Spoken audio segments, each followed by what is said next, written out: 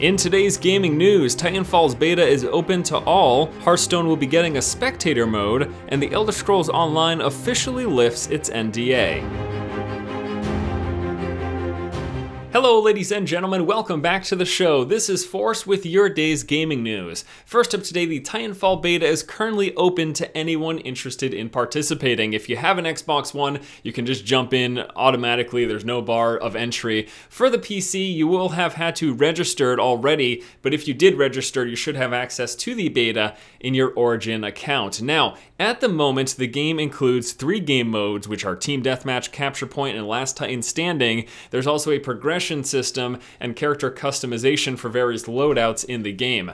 And I have to say, it's really awesome. I spent a little bit of time with it last night. There's a 20 to 30 minute tutorial that I played through, and then I hopped into a couple of matches. It just is very smooth. It plays really fluidly, and it's really enjoyable. They've got a pistol that like automatically targets people, which is kind of weird, but you know, it's obviously balanced within the functionality of the title itself. Titans feel awesome. Getting inside one, you just feel like a behemoth. Now, it's not completely overpowered, as you might think. You would assume everyone on foot's just completely screwed. You definitely don't want to stand in the line of sight of a Titan for too long, but the general player characters, they're so mobile. You're able to, do the wall running and jump from wall to wall. There's a double jump system. You can easily get away from a Titan, especially in these close quarter maps. It's a lot of fun. It's really, really cool. I'm probably going to be doing some coverage. The beta will be lasting for the next few days. It's actually currently scheduled to end on the 19th at 6 p.m. Pacific Standard Time.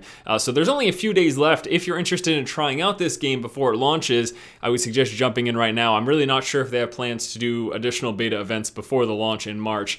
So if not, try to get in right now. Give this a shot. If you like multiplayer shooters, this will be one to keep an eye on. Next up in news, Hearthstone will be getting a Spectator mode at some point in the future. During an interview at IEM Cologne, Blizzard's esports manager Kim Fan said that Spectator mode isn't a feature that will be available when Hearthstone actually leaves beta and officially launches, but it is a high priority and it will be coming out sometime shortly after launch. Now, in the interview, she also mentioned that Blizzard didn't anticipate this getting much of an esports following, but based on the great feedback they've gotten, obviously the streaming numbers for this game are ridiculous. There's already lots of tournaments that are taking place on a weekly basis for Hearthstone, and then their event during BlizzCon at BlizzCon last year did incredibly well, just had some great viewership. I'm really happy that they are adding a Spectator mode. What does this mean? It basically allows for better esports translation so that commentators can watch games and commentate on them.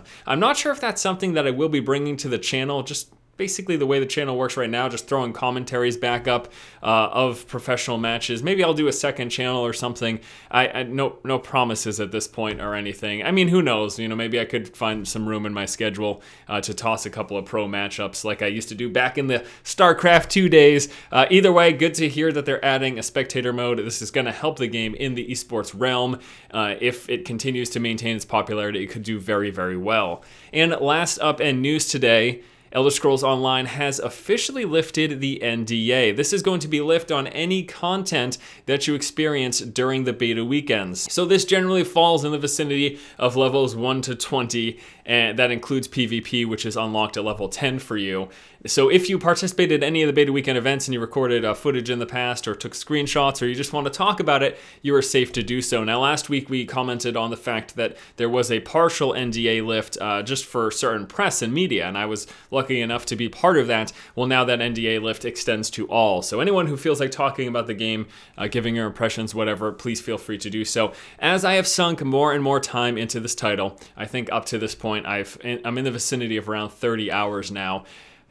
It's awesome. I'm really enjoying it. I was put off initially by the early experience, not just in recent, not just recently in past events. Playing the game and the way I approached the game, I don't think was the best because I just sort of carried that general MMO mindset of go, go, go, go, go, and didn't listen to anything, didn't immerse myself in the world, and I really just thought, you know, it's all right, not that great. But since I've taken the time to immerse myself in the world and really enjoy it, and as I've progressed and combat has gotten more difficult and more complex, and we've unlocked more abilities, and I think that's really one of the biggest things that people who only get a little bit of time with the game don't get to realize, is that as you progress, you get more abilities, you get the ability to do the weapon swapping, and that really adds to the dynamics of the combat and really makes it a more enjoyable experience. I've touched on the fact in the past, and I will continue to stand by the fact that I think developers should put a big focus